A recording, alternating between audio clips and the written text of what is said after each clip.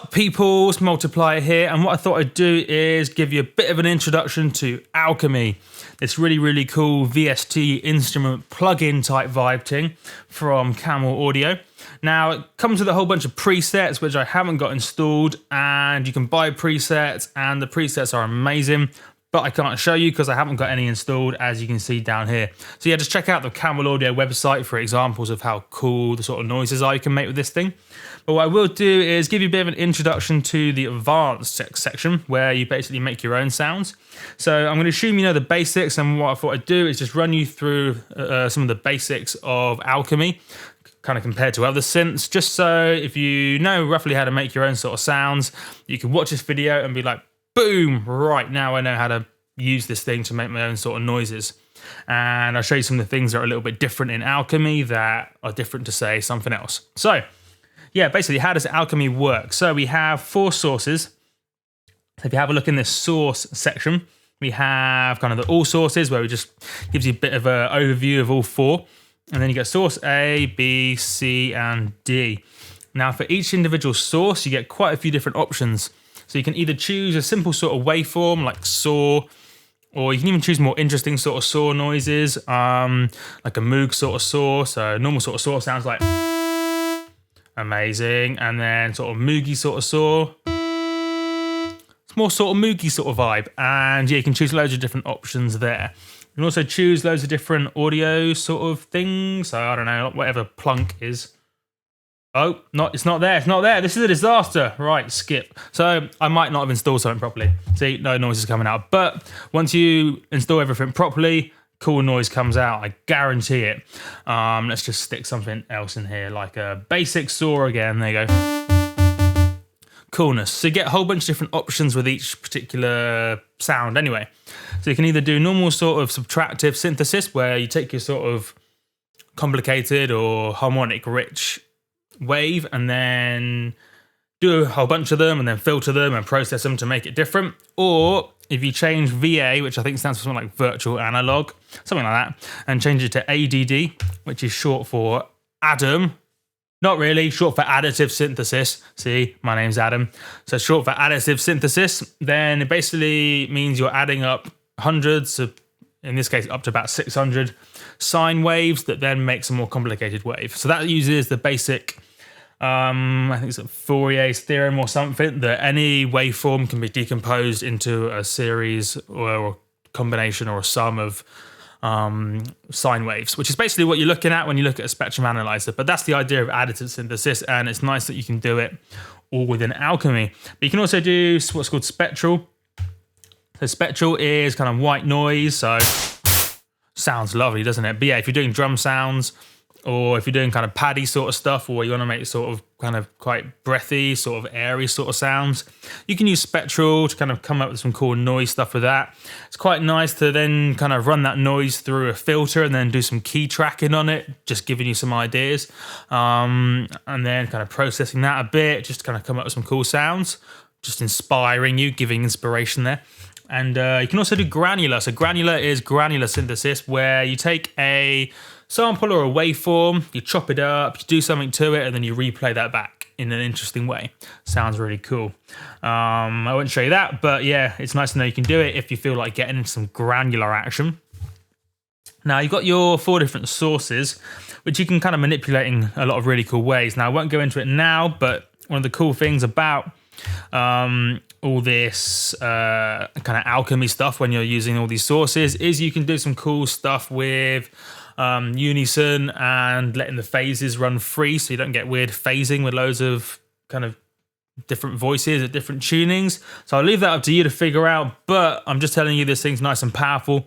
So if you really want to get really kind of really control freaky with your sort of sound, in terms of stuff like phase and stuff, it's really nice to know that all that kind of flexibility and power is there. Granted, you don't need to get into it if you don't need to. You can just let it do its own thing. But yeah, it's nice to know you can change all this stuff from like harmonic to like unison to harmonic, or do loads of cool stuff with this. Can't be bothered to explain it now, but I tell you what, it's nice to have all this control here. Most synths don't have it, so yeah, mad props and ting to Alchemy on that front. It's nice and powerful. Now you've also got these filters. So if we go over to source all, see where it says filter mix here? So this is where now I hover and bring my mouse over it. If you have a look in this little meter in the top in the middle, it says 100% F1, which is short for F1 racing car. Not really, short for filter 1. 0% filter 2. So that gives you a clue as to how the routing is going for the filters. Now, even if you didn't know that, you can kind of figure it out because of this other cool little feature of Alchemy. So if you see how, as I play a sound, you have a look in this meter by the sign, see what happens. See how basically that kind of meter lit up a bit? It's pretty rad, right? So it basically shows you where the sound is coming and going. So if a sound is coming through that particular bit, that meter lights up. So if we were to change this to say, I don't know, saw, so it sounds a bit more obvious. Cool. So now if we have a look at, say, filter 1 and have a look at this little meter, we can kind of see that the sound is actually going through that filter 1. But if we turn on filter 2, we can see it's not going through filter 2, but then when we adjust the filter mix, kapow, it's going through filter 2. So it's really, really cool little touch.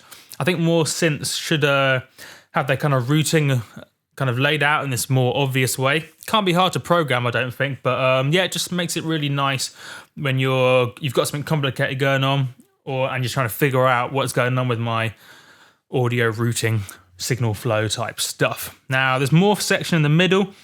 Isn't too obvious. You can do some really, really cool stuff. It's basically a way of kind of moving around between all your different sources. So if we do say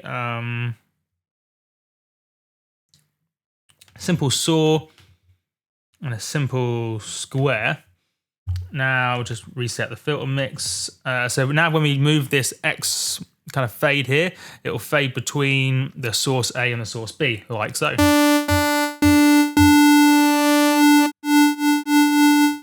Pretty radical. You can see how if you start programming some cool modulation in there, you can get some really interesting sounds. So how would we modulate? Well, it's a little bit different in Alchemy. Now, the first thing to know is how modulation works. So you see how there's a little green ring around this amplitude in this master section? That's because the amplitude of the main wave has already been kind of modulated. It's already been mapped in the modulation matrix. So when we click it, now you notice how we've clicked something. When we have a look in this modulation section over here, we can see exactly what's been modulated. So we have an attack, hold, decay, sustain, release envelope.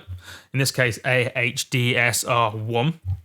And then you can see in this kind of section over here, under AHDSR, we can see the settings for that particular envelope because it says current 1.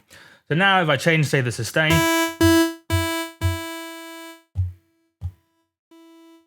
probably want some sort of decay maybe as well. There you go. So you can see these settings are actually affecting the amplitude of the main sound. I won't mess with that now, but yeah, it's pretty cool. So you can see how you can basically, by default, you have your attack, hold, decay, sustain settings mapped there. So if you need to change the overall settings, just click amplitude and there you see it set up. Now you also have the velocity set up. So when I press it soft or hard, different velocity corresponds to different amplitude. Now you can get more advanced than that. So what we could do theoretically, let's do it right now, some sort of live improv jazz type vibe in terms of improvisation, I mean. So if we wanted to change that to be something more awesome, what we can do is click it and then go to MSeg, which is short for multi-segment. So let's just do new multi-segment. And then you see how we go to MSeg for multi-segment here? We can literally draw in our own envelope. Now, in some situations, you'd want to just use the AHDSR, namely when you want to then modulate certain parameters of the envelope. But if you don't need to modulate certain parameters of the envelope, you can be a bit more accurate in this MSeg section. So now, let's kind of drag some nodes about or do some, did you do double click maybe? I don't know. I haven't actually had a good chance to play around with this. Right. Where's all the, how do I do this? Oh yeah, right click, there you go. Figured it out. So kind of right click to add a node. So now you can see, pretty cool. It does exactly what we want. And then by dragging these little things around, you can kind of change the shape, which is pretty rad, I think. Or maybe that sounds like stupid. pretty cool. And then if I remember correctly, you can also do some looping stuff by dragging these loop braces around. So then you've got your loop mode. Oh, I didn't mean that. That's the edit mode. I meant the loop mode's the one above. So forward and back, for example. Pretty well. It keeps going. Oh, it's doing something. None. Oops.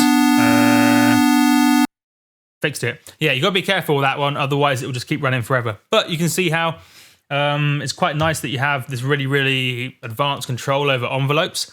And you can map these multi-segments to anything. So you can map, say, this. Let's just. Sounds cool. Right, so we could map, say, this. Remember we had this XY fader up here? Or the XY knob that kind of modulates between the source A and the source B. If you wanted to map that with some sort of multi-segment, it'd just be a case of right-clicking, add modulation, multi-seg, either choose one of the existing multi-segments or new multi-segment. And as far as I know, there's not much limit in terms of how many of these different envelopes and stuff you can make, which is another really, really cool feature, because I hate synths that give you like 2 envelopes or like 1 LFO to fuck with, and it's like, that's obviously not enough stuff to program something cool with. So really, really nice touch. And you can also see for each knob, you can map up to 6 different things by the looks of things as well, which is really, really cool. So you can map, say, we've got a multi-segment mapped here, and then you've got the depth setting over here. It's all reasonably intuitive stuff. You can see as you kind of pull the depth around, you can see the green thing moving around as it's showing you where it's modulating the knob around to.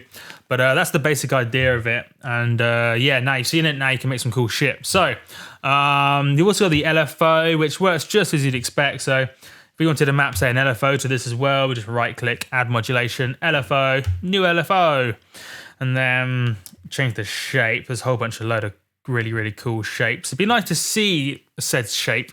That's what I really like about Massive, is you can literally see the exact shape of the LFO. That'd be a bit of feedback for you, Alchemy, but yeah, just an idea. And obviously you got your normal sort of settings for an LFO you'd get in most good synths. I say good synths, not all synths do this. Stuff like your envelope for said LFO. Stuff like that. You can see how you can get nice and creative and make some cool sounds that way. Now, you also get the effects, which are, to my knowledge, you get all the effects you get in Camel Fat. And Camel Fat has some really, really cool effects, especially stuff like the compressor and like the Magic EQ. Is there Magic EQ here? I might have imagined that.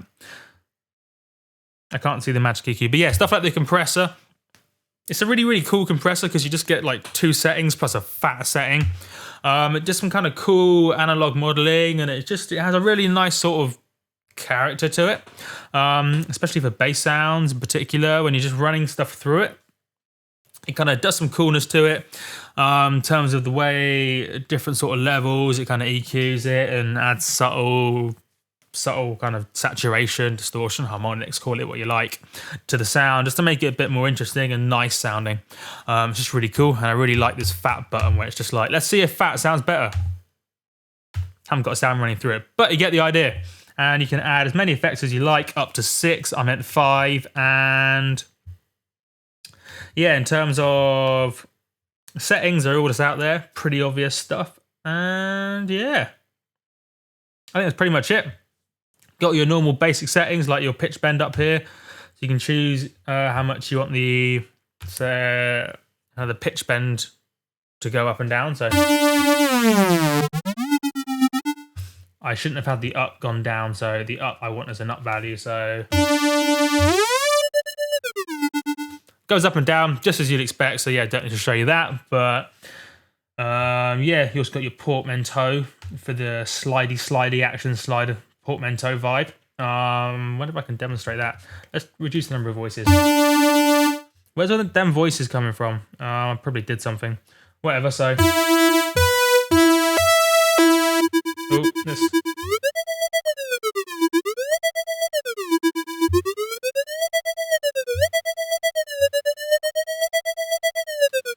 So yeah, you can see it definitely does slidey when you want it to. That's what that porter stands for, portamento.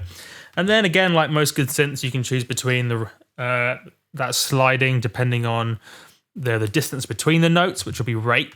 So the closer the notes are, the faster the slide is. Or time, which basically means there's a fixed amount of time between each slide. Slide, not slide. Slide. So no matter how far apart the notes are, it'll take the same amount of time to get there. So I personally prefer rate in general, but sometimes time works, which is cool. Anything else I should let you know about? Let's have a very quick glance, make sure I haven't missed anything obvious. You got your sequencer, which works just as you'd expect, just by adding in some modulation. So if you wanted to modulate, theoretically, the amplitude of this, right click, add modulation, sequencer, new sequencer, or you could want to add, say, as it said here, a property of the notes, such as the velocity or aftertouch, or key follow, which is the same as key tracking. You just kind of choose it there, and then naturally you can adjust those parameters and the depth and stuff like that in the modulation setting just down here. So it's all pretty intuitive stuff once you figure out that you just have to do some right clicking and how it all kind of works. Super powerful sort of synth. I'm impressed. I haven't really had a good chance to make a lot of stuff with it myself, but yeah, there's just a lot of options at each stage, and it gives you a lot of relevant settings, which is always nice. So like in the filter we have, look how many filters we have. Look at all them filters. Pretty cool. Anyway, yeah, I've been multiplier. Very quick to make sure I haven't missed anything obvious. Yeah, I don't need to fuck with that. I might as well mention just in passing that there is a performance section. So from my knowledge, again, I haven't had a good chance to play around with it, but see how, for example, we have your normal XY grids. That's all standard, reasonably standard stuff. As you would expect, you have different parameters up the X and the Y axis. You also have this cool section, which is similar, I think, to I forget what they call it in FM8, is it? I forget what they call it in FM8, but this is like FM8 times a million. So you have these 8 different remix pads. So I think each one of these remix pads is almost like a different bunch of settings. And then by kind of moving around between all the different ones, it kind of moves around in between all the different settings. So you can create kind of like a multi-timbral sort of preset voice type performance thing. So yeah, I'll leave that up to you to figure out. I think they're called snapshots, maybe. The snapshot velocity here. I don't know. I haven't had a good chance to look at that, but it's cool. And it's nice to know there are some performance elements in there, just so if you're performing live with it, or you just want to make a really playable preset that you can then capture some human creativity, you can program all that stuff in and record some awesomeness out of it. And I imagine these are just standard macro knobs, I'm guessing. Just so you can, yeah, map a standard bank of 8 knobs, just like you would in Massive or pretty much loads of other good synths. Cool shit. Right, I've been multiplier. That's been enough talking. This has been an introduction to Helix. 20 minutes long. Yes, I didn't go through everything in detail, but that's because I don't have 20 million years to do this video. But I highly recommend, if you want some more kind of in-depth kind of examples, if this is how to make a cool pad sound, for example, or how does additive synthesis work, or how does whatever work, I highly recommend the Camel Audio tutorial series on their website. It's really, really cool. And yeah, also they run you through a little bit of theory as you go as well, so you learn a bit about synthesis in terms of phasing and unison and some general good ideas for what to map velocity to make the sound real. Stuff like that. Really, really cool stuff. And yeah, I've been multiplied. Boom. Video complete in under 20 minutes, flat.